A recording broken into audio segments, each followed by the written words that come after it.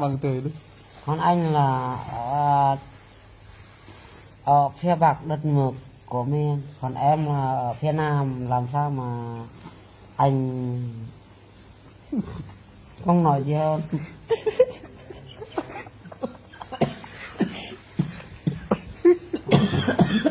Chắc ya tak kira kena.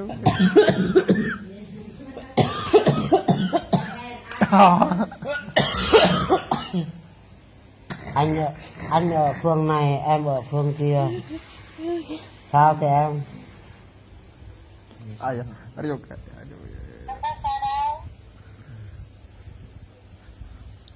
Nó mà tổng ít bữa nữa anh sẽ đến bên em cái tổng em cho một thời gian anh sẽ đến bên em. Thế sao thế mà dân cho chắc anh nói à, em không có ra lên nào à em?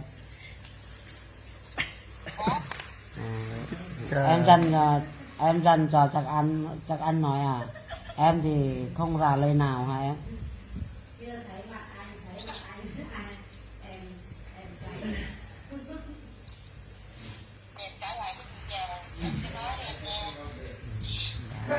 Rồi nếu em mà chắc nghe anh thôi thì anh cũng là tắt mang rồi nhá, anh cũng muốn ngủ rồi chứ.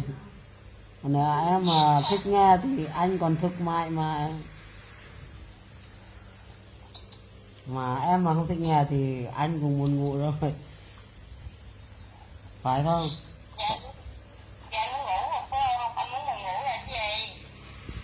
Đó thì em mà không nghe lời anh thì anh muốn ngủ chứ.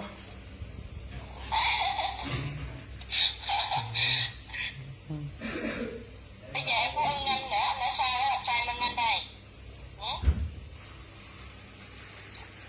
Sao thì anh nghe không rõ nữa, em nói lại đi. Ý anh nói sao? Thì anh nói là em không đồng ý không? Cái lời cái nói của anh em không đồng ý, anh mà ngủ anh đi ngủ đúng không? Đó đúng rồi. Đúng không? À, đúng má em. Đúng rồi. Thì anh nói vậy thì em trả lời á.